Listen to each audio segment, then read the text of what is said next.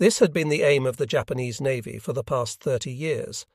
Adding to his praise, he said he admired me because, "You are an ideal example of a warrior. You have not ignored accurate surveillance in analysing your battle achievements." This was really too much praise for me.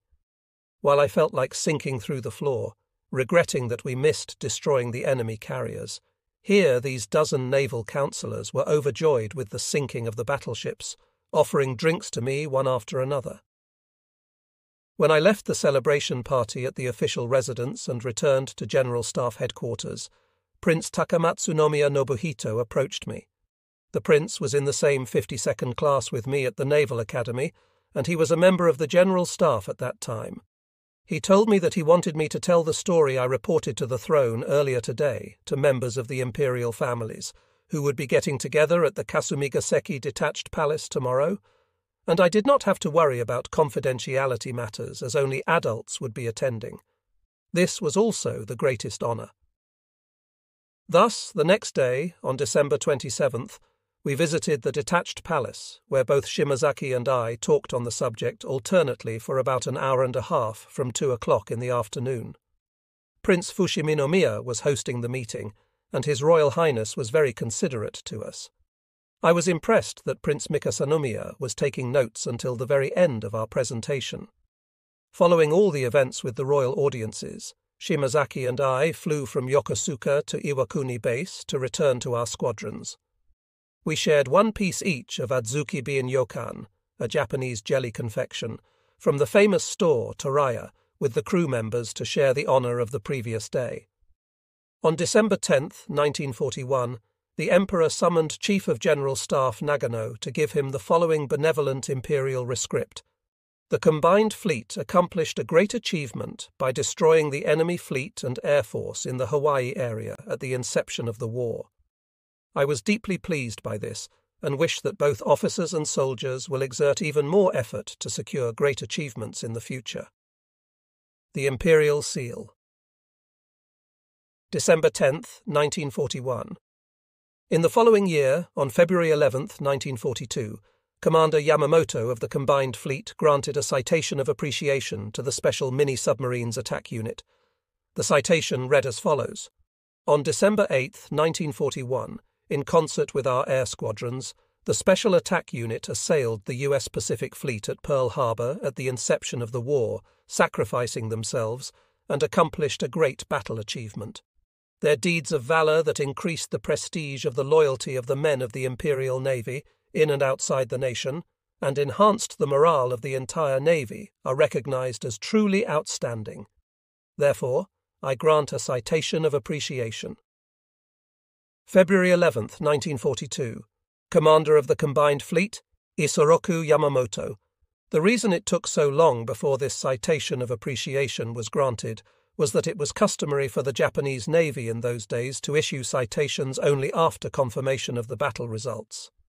In this context, no one survived from the mini-submarine unit, and the US side had not announced anything to date regarding any incident involving the mini-submarines.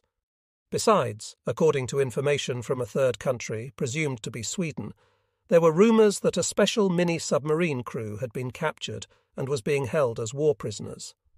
Given the situation, there was enough reason to delay the issuance of the citation. Nevertheless, it was imperative to recognise these 9 crew members as having died in action, though unrepatriated, promoting them by 2 steps and respecting them as war heroes. It was also important to conduct a state funeral for these 9 war heroes in order to enhance the fighting morale of the public in general, and I suspected that this had been the reason to expedite the granting of the citation. Prior to this, I heard that Captain Hanku Sasaki, commander of the Special Attack Unit, submitted a petition to announce 10 instead of 9 war heroes, the reason being that one remaining crew member, Ensign Kazuo Sakamaki, had been captured only because the fortunes of war turned against him, and there was no difference in his fighting spirit because he had staked his life along with the other 9 crew members. The Navy tried to hide the fact that Sakamaki was captured using various means, such as erasing Sakamaki's image from a group photograph of all 10 crew members taken before the mission, or erasing his signature from a collection of the group's autographs. However, there were some among the public who thought that the number of war heroes, 9, was peculiar, and to some extent it was like an open secret. On December 26th, when I was in Tokyo for a meeting, Commander Ryunosuke Arizumi, the staff officer in charge of submarines at Imperial Headquarters, came to see me to sound me out. "Commander Fuchida, why don't you give credit for the explosive sinking of the Arizona to the Special Attack Unit?" I smiled wryly and answered, "We do not necessarily claim credit for each other's achievements, and since the special mini-submarines were engaged in a special attack mission, I personally would very much like to publicly and loudly talk about their contribution, but not with regard to the Arizona. You know what? The Arizona was moored at its post on the east side of Ford Island, and a repair ship called the Vestal was moored next to the Arizona on the outside. Therefore, a torpedo could not possibly have reached the Arizona. If we should announce that it was an instantaneous sinking by a mini-submarine, we will be laughed at around the world." Commander Arizumi was a submarine specialist and senior to me by 1 year at the Naval Academy. He was a hot-blooded guy who enthusiastically promoted the use of special mini-submarines in the attack on Pearl Harbor from the start, and he seemed to have disliked my comment and went out of the room indignantly. Back then, news photos, brought in through third countries, showed the disastrous sinking scene of the Arizona. They were most appealing as evidence of the achievement by the Special Attack Unit, and they wanted to use them to glorify their 9 war heroes. In the end, the story that was concocted gave credit for the instant sinking of the Arizona to the Special Mini-Submarine Attack Unit, and the state funeral for the 9 war heroes was carried out on a grand scale amidst jubilation across the entire nation. We were fighting in one place after another in the south at that time, but the mindset of the air squadron crews who overheard this was not without hostility. Everybody knew too well that the instant sinking of the Arizona was the result of an induced explosion caused by an 800-kilogram armor-piercing bomb. This bomb was dropped by the air attack squadron, and it penetrated the Arizona's magazine. Besides, there were 55 flyers killed in action who never returned, and there was no news that they would be promoted to war heroes. Some of the crew members made sarcastic remarks, complaining that the naval authorities might think that there were too many candidates for an elevation to war hero, and that the 2-step promotion process must not have much value. In response to these complaints, I told them, "The special mini-submarines engaged in the attack had no hope of survival from the beginning. Give the credit for sinking the Arizona to them." As these words of authority came from their general commander, they became quiet about this matter, but it seemed that complaints still remained among the captains and aviation heads at the 1st Aviation Fleet's command centre. Under these circumstances, a citation of appreciation was granted to the forces that participated in the Battle of Hawaii, even though it was already April 15th. The citation read as follows: "Citation of appreciation, forces participating in the Battle of Hawaii. The annihilation of most of the main force of the U.S. Pacific Fleet and air power in position, resulting from the fierce attack of the air squadrons on December 8, 1941, by a surprise attack after having advanced a long distance on the naval port of Hawaii at the outset of the war, made an enormous contribution to the following operations, and I recognize the deeds of valor as prominent and grant this citation of appreciation. April 15, 1942. Commander of the Combined Fleet, Isoroku Yamamoto." At the sight of this citation, I was rather disturbed by the expression, "prominent deeds of valor." The evaluation of our deeds as prominent was below the best evaluation of outstanding. In view of the nature of their mission, I had no objection to the use of outstanding deed of valor for the citation to the Special Mini-Submarine Attack Unit. However, if we consider the overall battle results, it was the air squadrons that annihilated the U.S. Pacific Fleet, and they should be praised without question for their outstanding deeds of valor. Instead, our evaluation was 1 rank below prominent deeds of valor, and this annoyed me. This happened later, but when I was assigned as the Chief Staff Officer of the 1st Aviation Fleet, Captain Yoshitake Miwa was the Chief of Staff. Since Miwa was on the staff of the combined fleet at the beginning of the war and responsible for determining which units should be given credit for battle achievements, I took advantage of the opportunity to ask him about the story behind the citation of appreciation. Miwa responded to my question by explaining that, as the staff officer in charge of crediting, I drafted outstanding deeds of valor for the citation, but Commander Yamamoto himself downgraded the rank one step and decided on prominent deeds of valor. According to what he said, the reason was that if Commander Nagumo had more aggressively made repeat attacks, there would be no problem with outstanding deeds of valor. However, because Nagumo retreated after one attack, Commander Yamamoto instructed me to write prominent instead. Now I understood. As I suspected, Nagumo's intentions were not in line with those of his boss, Commander Yamamoto. Also, Vice Admiral Matomu Ugaki, Chief of Staff of the Combined Fleet at the time, describes his feelings in his war memoirs. His diary entry of December 7, 1941, states, "The telegram that arrived last night said that the task force fleet was taking the first course to return Vial Point and contained the report on the battle results. It gives me the impression of self-satisfied thieves running away after only limited success. With only 30 damaged or lost planes, it is of primary importance to expand our battle achievements as much as possible." Then he mentions that there were opinions among the staff to make them go back to attack Hawaii again, but he gives 3 reasons for believing it was too late, admitting their opinions to return were totally justifiable, and concludes, "If I were the commander, I would encourage my men to expand their battle achievements further until Pearl Harbor is completely destroyed. But I can take care only of my own business, not theirs."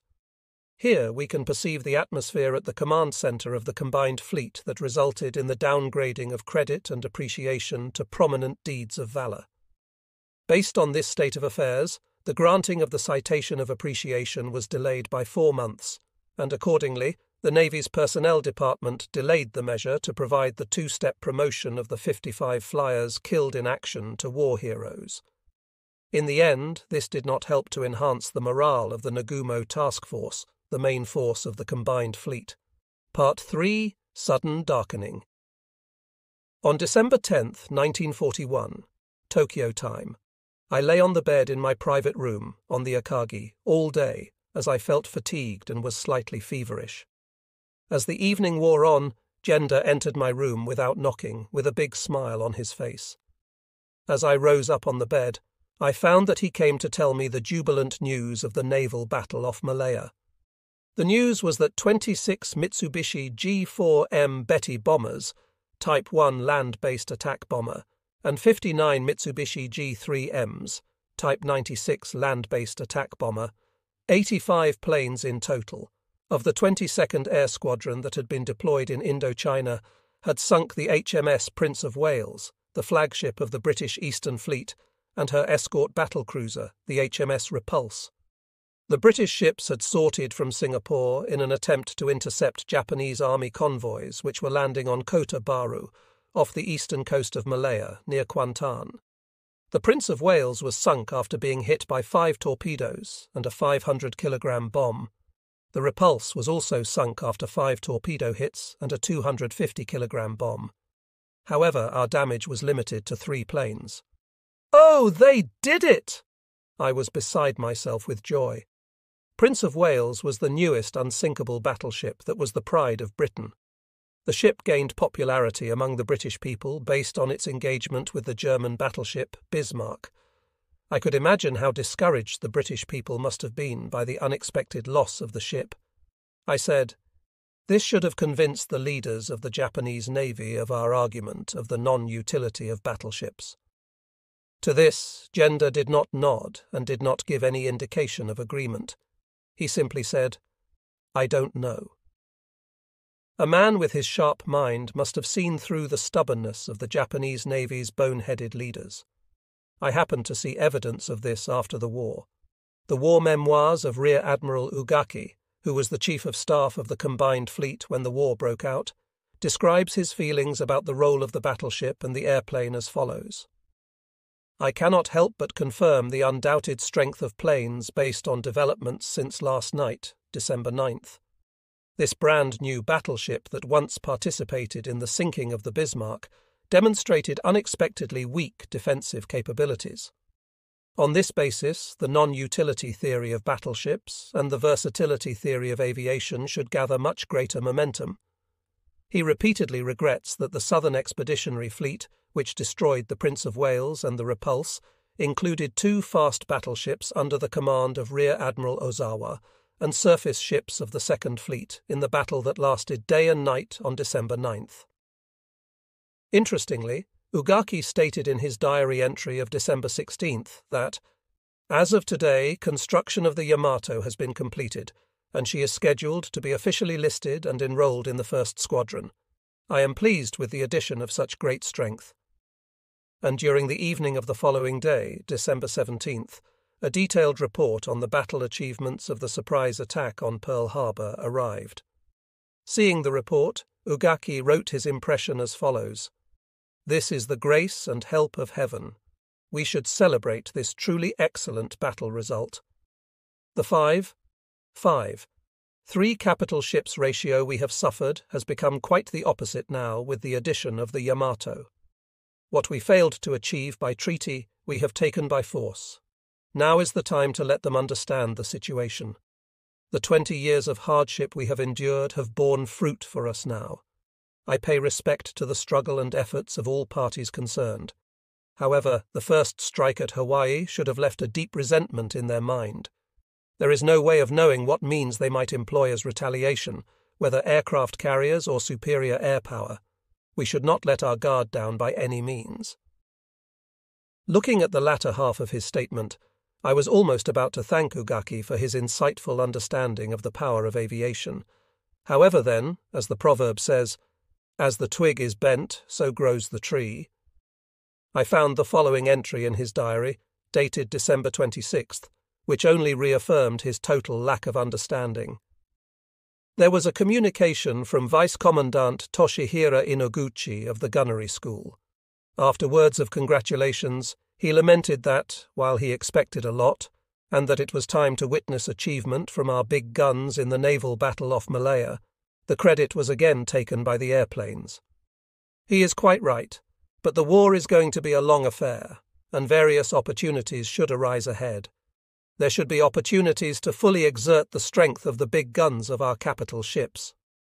This was the irredeemable big ship, big gun policy. In retrospect, I wonder if there was any situation in which the big guns of our battleships exerted their real strength during the Pacific War. Incidentally, Inoguchi of the Naval Gunnery School, the main temple of the big ship, big gun policy, was later assigned as captain of the monster battleship Musashi. On the occasion of the Battle of Leyte, Musashi received concentrated and repeated aerial attacks by carrier-based planes from Halsey's task force fleet, and he shared his ship's destiny in the Sibuyan Sea. As we have seen, the reasons we lost the Pacific War were already evident in the early stages of the war, in the Navy's inability to respond spontaneously to the changing nature of warfare operations, the rapid evolution of air power, and the obsession with the big gun policy at the top, as typified by Chief of Staff Ugaki. The 8 capital ships of the U.S. Pacific Fleet were destroyed completely by the attack of the 360 carrier-based planes dispatched from 6 carriers of the Nagumo Task Force Fleet. In actual battle, it had been proven that battleships were nothing but floating targets destined to be sunk in the face of air power. However, stubborn supporters of the battleships insisted that it was an anchored fleet, and besides, they argued, the enemy had let their guard down. Then, when those words were hardly out of their mouths, the battle off Malaya took place. The pride of the British Navy, HMS Prince of Wales, and the battle cruiser, HMS Repulse, were sunk in action while steaming in the open sea. Soon enough, lessons from the battles of Hawaii and off Malaya awakened the U.S. Navy and prompted it to reconstruct itself based on the creation of grand task force fleets with carriers as the main force. On the other hand, the Imperial Japanese Navy itself was far from being awakened by these same battle lessons, and they were instead at odds with air power, continuing to pursue dreams of decisive fleet battles with battleships as the main force. As evidence of their misguided policy, soon after the Nagumo Task Force fleet returned, instead of reinforcing this squadron, the Central Naval Authority started to dismantle the most powerful task force fleet in the world. Specifically, they decided to take out approximately 20% of the carrier crews and reassign them as instructors at training air squadrons for the purpose of the quick training of new air crews in large numbers. There was no argument about the necessity to produce a large number of new air crews. However, during the early days of the war, dismantling the carrier-based air crews of the Nagumo Task Force fleet should have been the last thing on anyone's mind. In the early days of the war, these carrier air crews attained godlike levels of skill, enough to win a world championship if there were one, and not only on the level of individual skills, but also in the emotional bonds forged between senior and junior crews that unified squadrons and created better coordination among the squadrons. This combined strength was the source of the reputation of the Nagumo task fleet as the strongest in the world, and breaking up this combination would require at least another 6 months of training to rebuild our strength. The war had just started, and I felt outraged that they got the whole thing wrong. If the Central Authority was thoroughly committed to the theory that our main force should be organized around the task force fleet, instructors and trainers could be extracted from different sources. Concurrent with the dismantling of air crews by the Central Authority, the command center of the combined fleet divided the Nagumo task force fleet from one military division into 2 units. The new units were Carrier Division 5, Shokaku Zuikaku, commanded by Rear Admiral Chuichi Hara, which would remain on the Eastern Front, and the Task Force Fleet, commanded by Vice Admiral Chuichi Nagumo, comprised of Carrier Division 1, Akagi Kaga, and Carrier Division 2, Soryu, Hiryu, 4 carriers in total, to conduct the campaign in the south. I was utterly appalled by their lack of foresight. The combination of 6 carriers should never have been broken up. Who on earth did the command center of the combined fleet think the Japanese Navy's main enemy was? It was the US Navy. That being the case, they should have kept the 6-carrier combination intact in order to confront the enemy on the Eastern Front, even enhancing their capacity instead of splitting up the Nagumo task force. It was my belief that if we could wipe out the US fleet on the Eastern Front, the campaign in the south would fall our way just like a ripe fruit drops with no effort. My judgment is that the measures taken by the Central Authority and the command center of the combined fleet to dismantle the Nagumo task force after they returned from Pearl Harbor was the first step in our losing the Pacific War. Ironically, although the Japanese Navy pioneered the organizational concept of up-to-date task force fleets, they destroyed the concept themselves. In contrast, the US Navy, which had fallen short in its initiatives, was steadily expediting the creation of a grand task force fleet. In the end, it was the US Navy, not the Japanese Navy, that expanded the battle achievements of Pearl Harbor. The main focus of the initial battles of the Pacific War, as plotted out by Imperial Headquarters, was the operation in the South. The main objective of this operation was the acquisition of strategic materials. It was regarded as indispensable for Japan, which suffered from a scarcity of the strategic materials required to pursue the war effort. The air raid on Pearl Harbor was carried out in order to prevent the intervention of the US Pacific Fleet during the campaign in the South. Both Imperial Headquarters and the command center of the combined fleet focused on the campaign in the South, which they called the first stage operation. Both were totally satisfied with the battle results of Pearl Harbor. Both felt that the threat from the US Pacific Fleet during the first stage operation had been eliminated. Naturally, it was why they decided to divert 4 carriers from the Nagumo task force to the campaign in the south. The initial objective of the campaign was to capture Rabaul, a small town in Papua New Guinea. On January 23, 1942, Carrier Division 1, Akagi Kaga, under the direct command of Vice Admiral Nagumo, advanced to the northeastern sea off New Ireland and launched an air raid on Rabaul and Kavieng, the capital of New Ireland province. In a separate action, Carrier Division 5, Shokaku Zuikaku, led by Rear Admiral Hara, launched an air raid on Lae, the capital of Moreau province in Papua New Guinea, and on Salamaua, a nearby town. Our objective was to annihilate the enemy's air power in each area, but it turned out that the enemy did not deploy significant air power at either site. I commanded the air raid on Rabaul, leading a combination of fighters and bombers, 90 planes in total. As we arrived in the sky above Rabaul, we witnessed 2 planes taking off. Trying to escape, they were raising a cloud of dust. They were chased by several Zero fighters of the Air Superiority Squadron and were shot down quickly. Afterwards, there was not a single sighting of an enemy plane either on the ground or in the air, leaving only the large grounds of the second airfield. I was in trouble. Where were we going to drop the bombs we were carrying? It would be detrimental to bombard and destroy the facilities in the area because our landing forces would occupy and use the facilities as early as tomorrow. If we bombarded private residences, we would create a level of resentment that would hamper our occupation campaign afterwards. However, if we did not drop the bombs before landing on the carriers, landing would be very risky and likely cause accidents. I was at a sheer loss and looked around to search for possible targets. Then I spotted a transport ship in Rabaul Bay. Since its propeller was moving, the ship obviously was attempting to escape. I signalled the accompanying dive-bombing squadron. Soon, 3 planes began their diving descent. As soon as we saw smoke from the explosion on the transport ship, it headed towards the beach in an attempt to avoid sinking. I then looked around to see if there was an additional target. There was an active volcano at the entrance of Rabaul Bay, and there was a gun battery at the base of the mountain.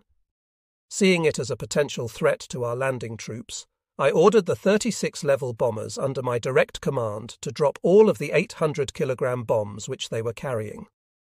After we returned to the Akagi, Lieutenant Furukawa, the squadron commander, asked me, "Commander, have you noticed that when the bombs exploded on the gun battery, the volcanic smoke became much thicker?" Without thinking, I answered, "That can't be." Everybody burst into laughter at Furukawa's joke. Joke or not, I did not understand how the command center of the combined fleet could deploy the main force of the Japanese Navy in an operation where it was difficult to locate bombing targets. That was like using a sledgehammer to crack a nut. I still respected Admiral Yamamoto, but it was around that time that a seed of suspicion was born that Admiral Isoroku Yamamoto might be a mediocre admiral. The Nagumo task force moved towards the north and launched an air raid on the strategic British naval port of Trincomalee on the island of Ceylon on April 9, 1942. The formation of the air attack squadron was the same as the attack on Colombo. I led the first wave, 180 planes taking off 30 minutes before sunrise, according to our customary practice. The weather was fine. We found 2 light cruisers, several destroyers, and about a dozen transport vessels at anchor in the port of Trincomalee. On the airfield, approximately 20 planes were lined up on the apron in front of the hangar. They probably had radar because as we approached Trincomalee, British Hurricanes ambushed and intercepted us. Enemy ground fire also commenced quickly. However, our battle achievements were enormous. The Air Superiority Squadron, which had wiped out enemy planes in the air in no time, rushed to the airfield, strafed the planes which were lined up on the ground and set them ablaze. The dive-bombing squadron eliminated the ships in the port. Meanwhile, the level bombing squadron under my direct command carried 800-kilogram bombs for land targets, and we concentrated our bombing on facilities in the naval shipyard area. Then, probably because of an induced explosion at the ammunition depot, there were continuous explosions that appeared like a spectacular fireworks display.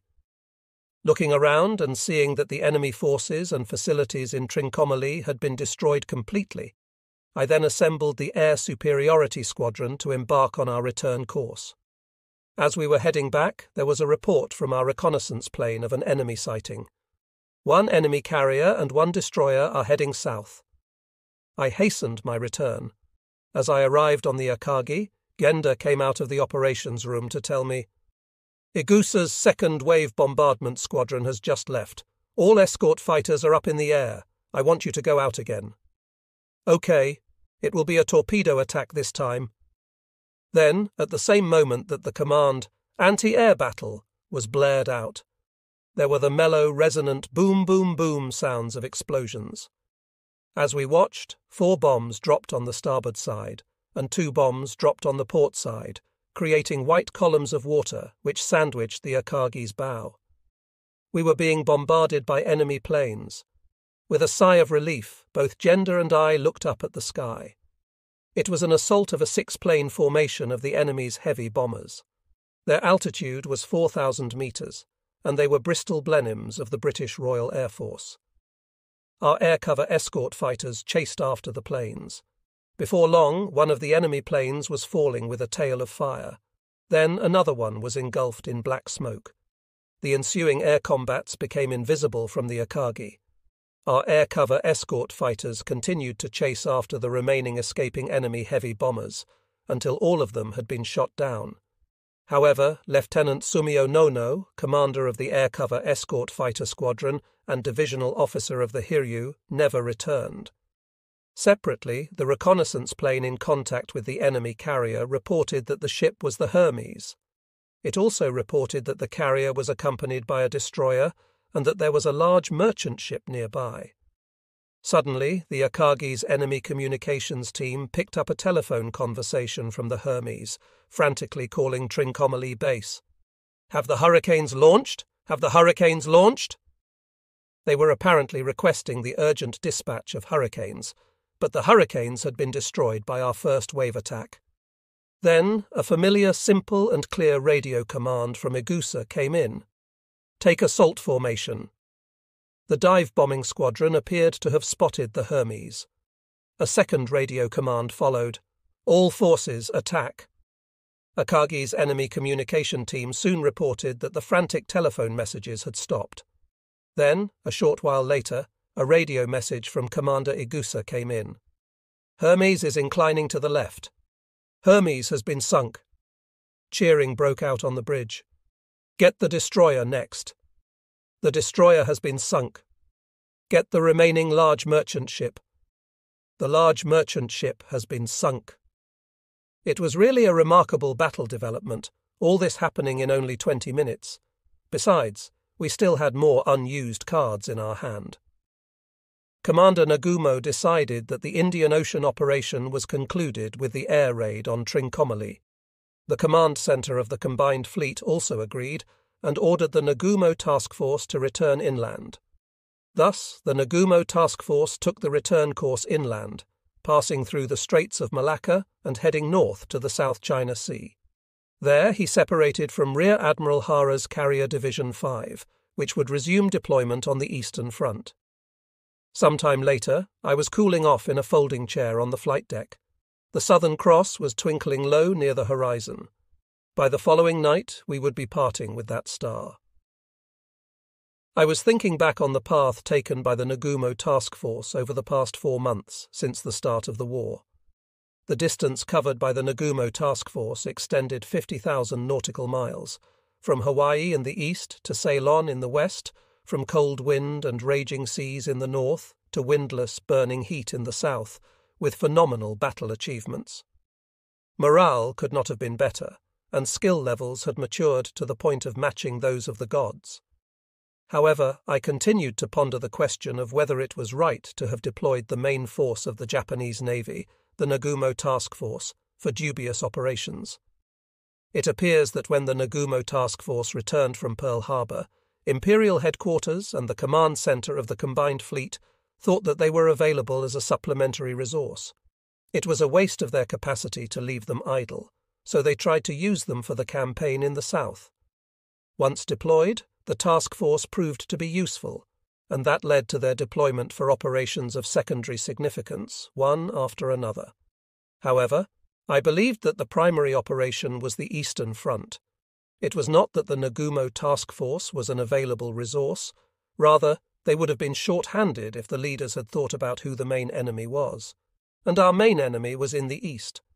What a wasteful squandering of opportunity it was, leaving the US Navy unattended in the Eastern Front.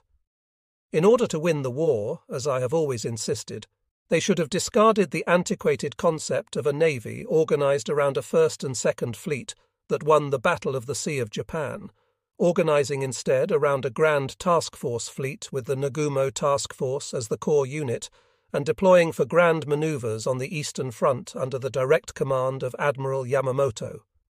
Then, the opportunity to clash with the enemy's task force with our overwhelming superiority would have inevitably occurred. I deeply resented the lapse of the 4 months which had been wasted, loitering. The combined fleet called these first 4 months, from the commencement of the war on December 8, 1941, until completion of the campaign in the South, the first stage operation. However, I wonder what Admiral Yamamoto was doing during this first stage operation.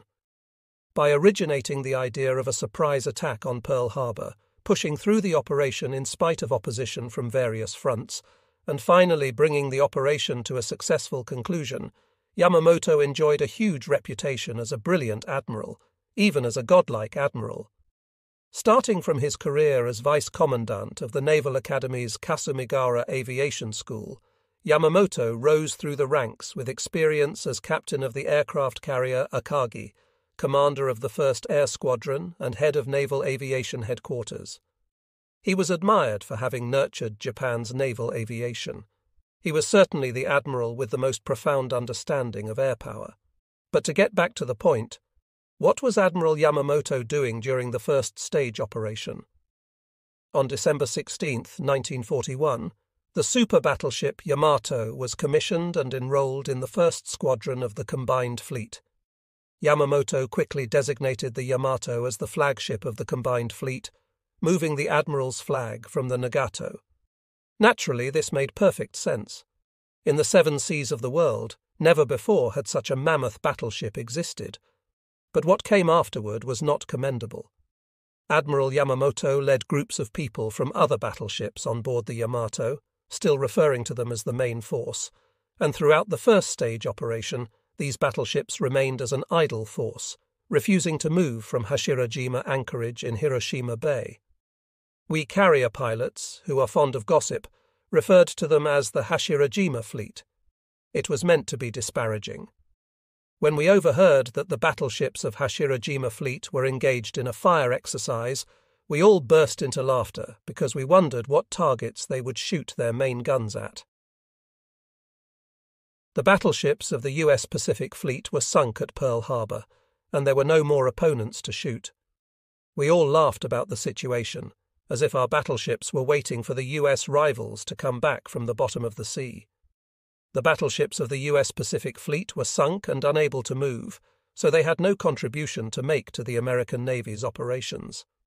On the other hand, the battleships of the combined fleet were unharmed, but refused to move from the safety of Hashirajima anchorage.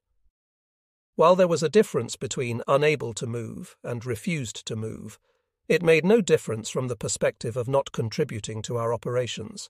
We call it an idle force, and the idle force is what has been most strongly criticized in military strategy from ancient times.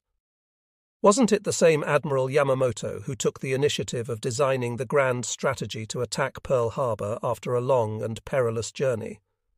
Didn't it occur to him to initiate a new strategic design on a much grander scale, to create a grand task force fleet with the flagship, Yamato, in the forefront, with the 6 carriers of the Nagumo Task Force as the core of the fleet, escorted by all of the Admiral's battleships? A fleet capable of advancing to the Pacific Ocean, of attacking not only Hawaii but also the west coast of the mainland US with prompt and decisive action. We might thereby have paralyzed the fighting spirit of the American people. At the time, it all appeared very strange to me that he failed to capitalize on this opportunity. During the first stage operation, every day in Japan brought news of victory. When Singapore fell, the nation was filled with processions of flags as the first celebration of the victory. Somebody called it the 100 Days of Glory following the start of the war. The Japanese people went into rapture. Both soldiers on the front line and people on the home front strutted with arrogance. Pride comes before the fall. What a vulnerable situation it was. While news of victory continued in Japan, only news of loss piled up in the United States. Naturally, the American people were depressed, starting to murmur that there should be at least news of a single victory for their side. In fact, Dark days continued for the US following the total loss at Pearl Harbor, with a succession of defeats everywhere across the Pacific theater. The US government frantically tried to encourage its people by showcasing a very ambitious military build-up plan, but it would take 2 years for these plans to materialize. If the situation remained unchanged, there was concern that the American people's morale might collapse. Under these circumstances, a lieutenant colonel of the U.S. Army Air Force named James Doolittle proposed an idea to his army leaders. "What do you think about an air raid on Japan's imperial capital, Tokyo?" As far as the army leaders were concerned, they liked the idea of an air raid on Tokyo. Even if only a type of psychological warfare, it still would enhance the morale of the American people. But the problem was how to turn this into a realistic possibility, given the existing limited war capability of the United States. Naturally, any contemplated air raid on Tokyo was possible only if carrier-based planes were deployed. In the early days of the war, the US Navy had only 3 aircraft carriers that were available for duty in the Pacific Ocean: the USS Lexington, Enterprise, and Yorktown. However, even if they should attempt an air raid with carrier-based planes, the aircraft carriers would have to be positioned within 300 nautical miles off the coast of Japan. Then there was the inevitable certainty that they would meet heavy counterattack by defenders deployed along the coastline. This meant a high risk of being sunk. For this reason, the US Navy remained hesitant to participate in such a risky enterprise. However, Doolittle's recommendation was to launch medium-range US Army bombers from a Navy carrier. By doing this, it would be possible to launch from 500 nautical miles off the Japanese coastline, and this would put the carrier out of the cruising range of the coast-based Japanese attack planes. Obviously, it would not be possible for the bombers to return to the carrier after the air raid mission. The plan called for them to continue to fly to mainland China, where they would be supplied with fuel at Chiang Kai-shek's Air Force Base. They would continue to fly westward to refuel in Spain and finally return to the mainland United States. It was a grand concept, a one-way attack, making a journey around the world. This operational concept was accepted by the leaders of the US forces, and all preparations for this plan were entrusted to Doolittle. The US Navy decided to use the Hornet for this operation and have her double back from the Atlantic area, where she had been deployed, to the Pacific Ocean. She would then be docked at the Alameda Naval Port in San Francisco to complete preparations for the expedition. Doolittle decided to use 16 medium-range B-25B Mitchell bombers to be launched from the Hornet, and he began to recruit his crews. At that time, the purpose of the mission, to launch an air raid on Tokyo, was still kept confidential, and prospective recruits were told only that it was a high-risk special mission. All the crew members were selected from among volunteers. Starting from late February 1942, Doolittle carried out intensive training of his crews at Eglin Base in Florida. The training consisted of simulated carrier takeoffs with the shortest runways, as well as ultra-low altitude bombing.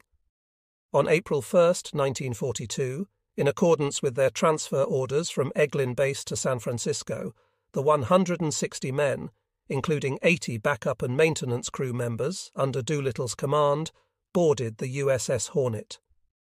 By the time the men reached the ship, the 16 B-25 Mitchell bombers were already loaded on the Hornet's flight deck. At 10 a.m. on the following day, April 2nd, the Hornet sailed out of San Francisco under the command of Vice Admiral William F. Halsey, Jr. Outside the port, the heavy cruiser Vincennes, the light cruiser Nashville, and several other destroyers joined and headed towards the west. When the fleet reached 10 nautical miles off the coast, Halsey announced that the fleet's mission was an air raid on Tokyo. Hearing this announcement, the Doolittle bomber and the Hornet crews, along with the entire fleet, exploded in exultation. There is virtually no difference in human behavior. Similarly, on November 23, 1941, when all the ships of the Nagumo Task Force got together in Hitokapu Bay, the entire fleet was completely jubilant at the announcement that our target was Pearl Harbor. When the Tokyo air raid fleet was passing Hawaii, they were joined by the aircraft carrier Enterprise and several cruisers and destroyers. The Enterprise's assignment was enemy surveillance and air alertness. By this time, the Tokyo Air Raid Task Force, under Halsey's command with the Enterprise as the flagship, had increased to 16 ships in total: 2 aircraft carriers, the Hornet and Enterprise, 3 heavy cruisers, the Northampton, Salt Lake City and Vincennes, 1 light cruiser, the Nashville, 8 destroyers and 2 oil tankers. The fleet headed westwards.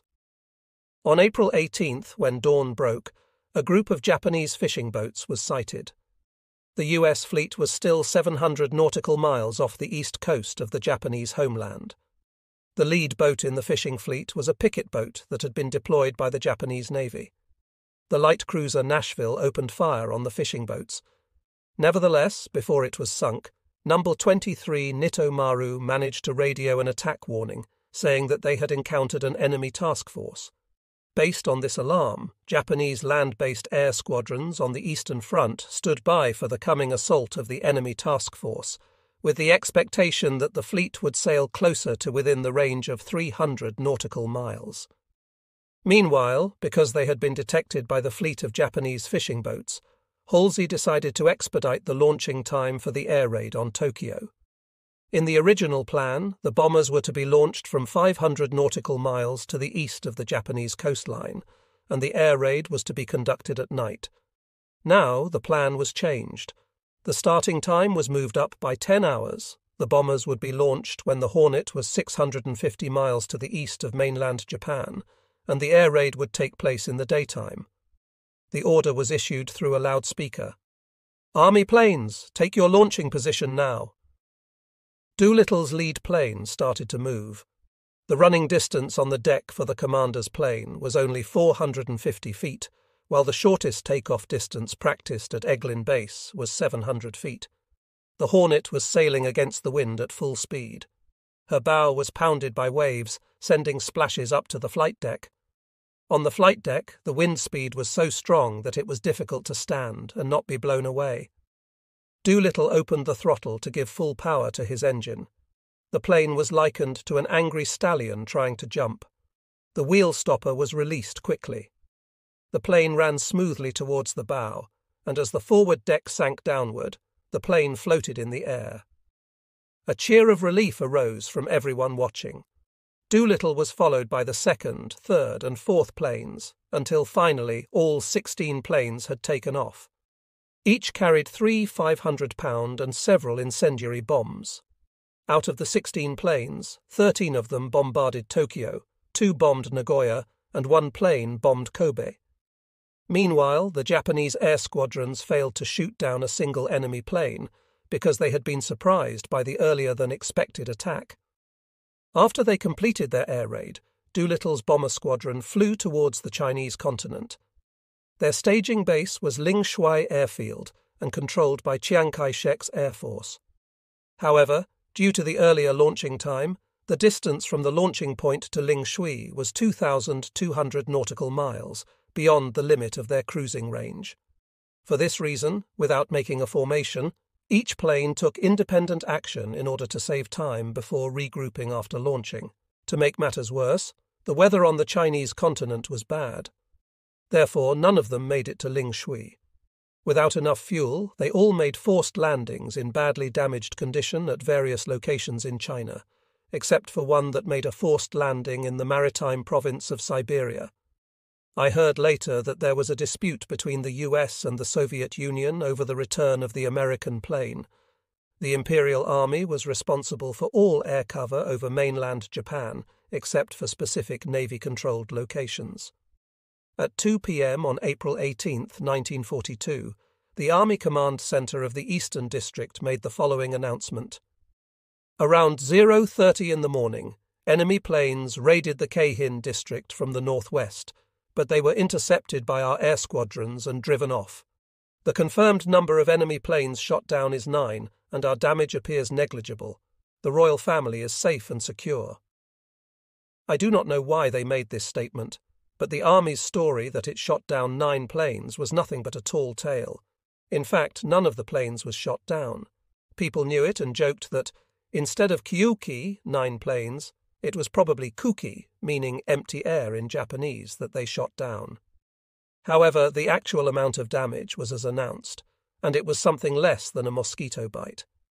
In its announcement, the Army Information Department ridiculed the attempt to inflict damage, stating that, "They say the name of the commander was Doolittle, but it proved to be Do-Nothing."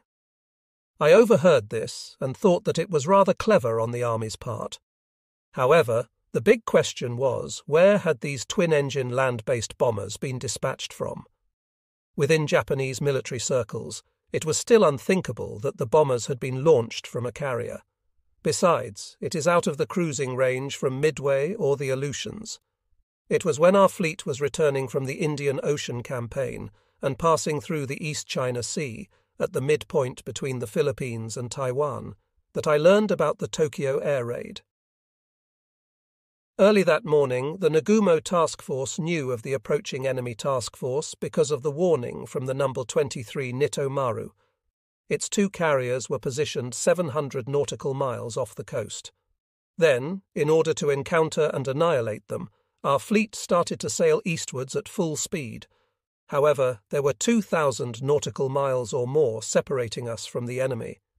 Therefore, while we were still heading to meet the enemy, we received the report about the air raid on Tokyo. According to the report, the enemy force was made up of a limited number of twin-engine land-based bombers.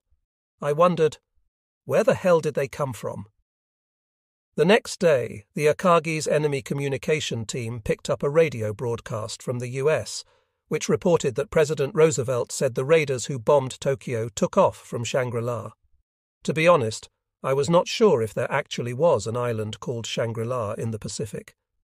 I was a fool for precise answers, and so I unfolded a sea chart and carefully tried to find the island. It turns out that I should not have expected to find it. What I learned later was that Shangri-La was the name of a mystic city in the hinterlands of Tibet that appeared in the popular novel Lost Horizon by the writer James Hilton. This novel was made into a movie and was very popular among Americans. President Roosevelt took advantage of this and joked that the Tokyo raiders had taken off from Shangri-La. The American people were probably pleased, but I was fooled by Roosevelt. On the third day following the raid, the Japanese army caught one of the raider crews that had crash-landed. They interrogated the crew, and it became clear that they took off from the aircraft carrier Hornet. My evaluation of Lieutenant Commander Doolittle was quite high. He successfully conducted an air raid on Tokyo by launching land-based planes from a carrier, thereby catching us by surprise. While still the enemy, I thought he was really commendable. Needless to say, the US side appreciated this air raid on Tokyo immensely. In his post-war book, The Rising Sun in the Pacific, Professor Samuel Eliot Morrison, a famous historian and retired Rear Admiral of the Navy Reserves, mentions that nothing since the start of the war had given greater satisfaction to the American people than the news that Tokyo had been bombarded. After returning home, Captain Ted W. Lawson, who participated in the Tokyo raid, wrote a book titled 30 Seconds Over Tokyo that became a bestseller. It was also made into a movie that became very popular. In summary, accounting for the 80 crew members of the 16 Doolittle Tokyo Raider bombers, one plane crashed in Soviet territory, and all 5 on board died. 2 planes crash-landed in Japan, and 8 of the 10 survivors were captured by the Japanese army. The remaining 64 surviving crew members, 1 died at the crash landing, from 13 planes were received by the Chongqing government of Chiang Kai-shek and sent back to the United States as heroes. Before long, Doolittle was promoted 2 grades to Brigadier General. From its inception, Doolittle's air raid on Tokyo was intended to deliver a psychological shock to the Japanese leadership and demoralize the Japanese people, not necessarily to inflict significant material damage.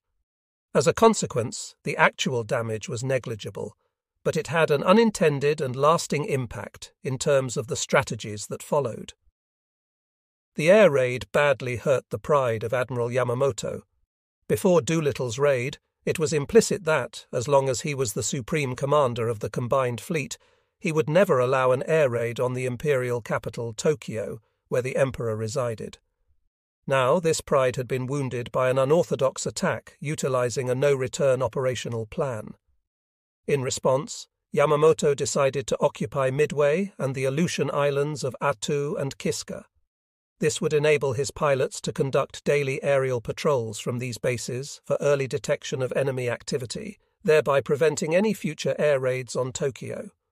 However, this was a non-professional concept from an aviation perspective. Daily aerial patrols were not so dependable because various factors, such as bad weather conditions, could intervene. I admit that even today there are those who argue that this was not Admiral Yamamoto's motivation. However, as I see it, later developments support my understanding much better than such opposing views.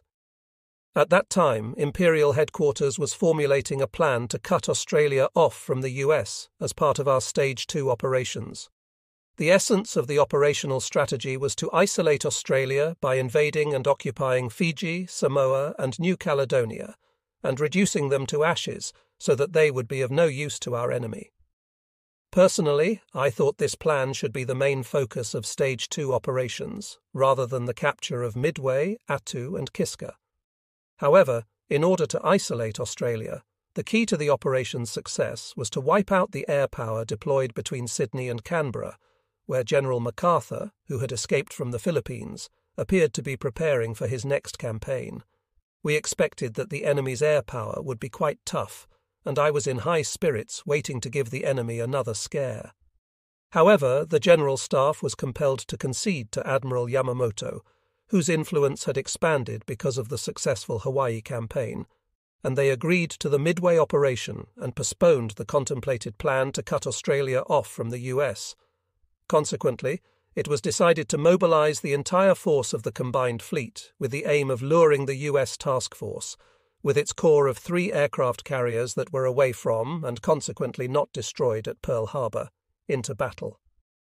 On April 22nd, the Nagumo Task Force, having given up the chase for the Halsey Task Force, entered and anchored in Hiroshima Bay. For 2 days from April 28th, a study meeting of Stage 1 operations was held on the flagship Yamato.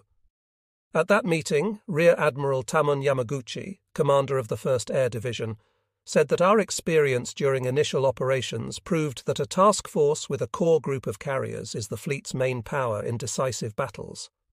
He continued and said that because of this reason, we needed to change our present fleet configuration with cruisers as the core in forward positions, to 3 task force fleets to be designated the 1st, 2nd, and 3rd fleets, each to include a group of carriers as the core force that would, in turn, be escorted by groups of battleships, cruisers, and destroyers.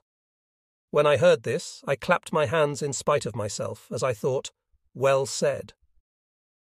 Chief of Staff Ugaki, who was presiding at the meeting, stared at me, meaning that we were not supposed to applaud during such a serious fleet meeting.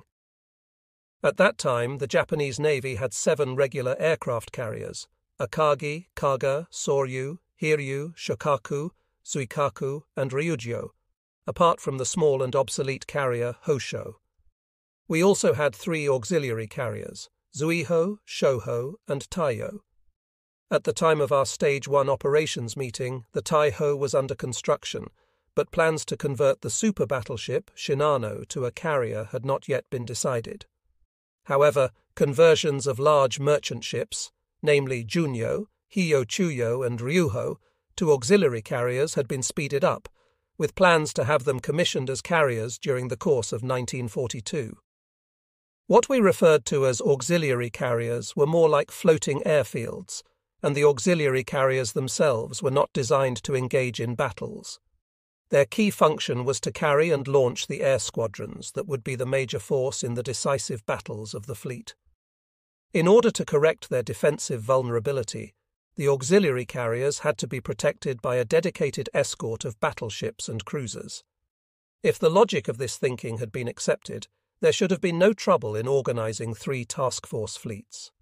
However, the Conservatives are almost always slow in making decisions and taking action. This idea was not adopted for the Midway operation. An additional vulnerability was also found in the carrier's radio communications equipment.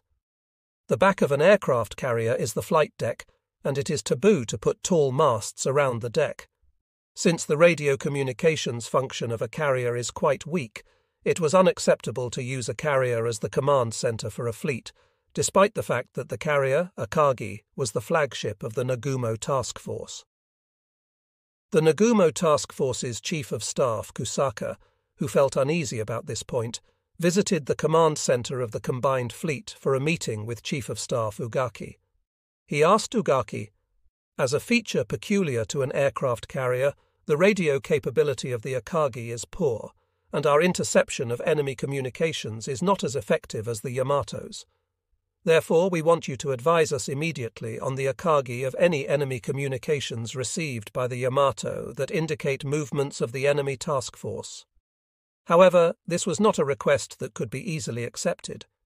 During sea battles, the transmission of radio signals must be curtailed. Here, the solution would have been for Admiral Yamamoto to take command of the Nagumo Task Force in the vanguard, but as the supreme commander of the entire fleet on board the Yamato, it was my personal conviction at the time. While the Japanese Navy failed to adopt my theory, the U.S. Navy organized themselves from the middle stages of the Pacific War along the lines I had proposed to my Navy. Both Commander Halsey of the Third Fleet and Commander Spruance of the Fifth Fleet took command of their task forces while on board a battleship with carriers as their core force. Unfortunately, the organization of fleet divisions in the Midway operation was no different from our traditional lineup of ships. Admiral Yamamoto was on board the flagship Yamato, still calling the group of battleships under his direct command the main force and supporting the entire fleet while he was 300 nautical miles away from the main naval battle forces. However, looking at the aftermath of the Battle of Midway, did the group of battleships under his command make any contribution to the entire operation? Here, I could not help but suspect for the second time that Yamamoto was only a mediocre admiral. Part 4. Sunset of the Empire. It was May 27, 1942, Naval Memorial Day. It had been 37 years since Admiral Togo annihilated Russia's Baltic fleet at the Battle of the Sea of Japan and hoisted the Z flag on top of the mast of his flagship, Mikasa. Time passes. On this day, the Nagumo Task Force sailed out of Hiroshima Bay as the advance attack force. Even now, I can see the flagship Akagi passing through Kudako Strait and coming out of Hiroshima Bay to Iyonada. It was past 9 o'clock in the morning. The sun on this May morning was shedding its beams brilliantly across the blue sea from among the clouds, and the Akagi was gliding over the mirror-like sea. She was heading for the Bungo Strait. I was sitting on the flex chair underneath the bridge, and I was watching the passing view, feeling the breeze on my cheek. The entire lineup of the Nagumo Task Force was, from the top, the flagship light cruiser, Nagara, and 12 destroyers, Nowaki, Arashi, Hagikaze, Maikaze, Kazagumo, Yugumo, Makigumo, Akigumo, Urakaze, Isokaze, Tanikaze, Hamakaze, of the 10th Division led by Rear Admiral Susumu Kimura. Then 2 cruisers, Tone Chikuma of the 8th Division led by Rear Admiral Hiroaki Abe. 2 fast battleships, Haruna, Kirishima of the 2nd Group of the 3rd Division, the main force, 2 aircraft carriers, Akagi Kaga of Carrier Division 1 under the direct command of Vice Admiral Chuichi Nagumo, and 2 carriers, Hiryu Soryu of Carrier Division 2 led by Rear Admiral Tamon Yamaguchi, followed by 8 oil tankers of the supply convoy, Kyokuto Maru, Shinkoku Maru, Toho Maru, Nippon Maru, Kokuyo Maru, Nichiro Maru, No. 2 Kyoei Maru, and Hoko Maru. There were 33 ships in total. It was a spectacular sight, like a grand fleet review, to see those ships passing the narrow straits in an almost endless procession of ships lined up astern. Yurishima Island in Ehime Prefecture came in sight to the forward port side. It was a small island covered with green woods. Overlapping with Yurishima Island, Aoshima Island was veiled in haze. The coast of Shikoku was murky and covered by a thick mist. I noticed 3 seaplanes with their prominent 2 floats from the Kure Naval Aviation Squadron flying above. They were probably on anti-submarine alert duty in the Bungo Strait as preparation for our fleet's mission. On the starboard side, Yashirojima Island in Yamaguchi Prefecture appeared very clearly. There were many tiers of wheat fields cultivated up to the mountain ridges. They had already turned yellowish, suggesting that summer was near. Then 2 perfectly rounded islands, Omines and Kominas, appeared, both like images from a dream in peaceful sleep. I was enjoying the panoramic view of the Seto Inland Sea that appeared and receded, a view that I could never tire of. I felt a longing for this scenic area and the cape that was passing in front of me. 20 years ago, I became well acquainted with the area as a student at the Naval Academy, sailing the sea every winter vacation. Just then, Staff Officer Gender came down to find me. He said, "I heard that you were in bad shape at Kagoshima Base." Right, I was worried because I kept feeling sharp pains in my belly. What did the chief doctor have to say? I just came back yesterday and was too busy preparing for the mission to see the doctor. But at the base, our army surgeon asked the army hospital in Kagoshima to see me, and I had a checkup. And what did the army hospital say? The doc said something difficult like pyloric atresia. He took an X-ray and looked into my belly, and then he ordered me to refrain from drinking. That's why I was depressed. And you behaved yourself at the base without alcohol? Something like that. I laughed, but Gender turned serious and said, "Take good care of yourself. If you should break down now, our task force will be in deep trouble." I answered, "I know, but you must have been so busy preparing for this operation." Gender said, "I was too busy to keep my feet on the ground. At any rate, our planning has been mixed up with the post-operation analysis of Stage 1 operations. I didn't have any time to study this operation. Even Kusaka seemed fully occupied with negotiations for the promotion of our dead pilots from the Hawaii operation to war heroes."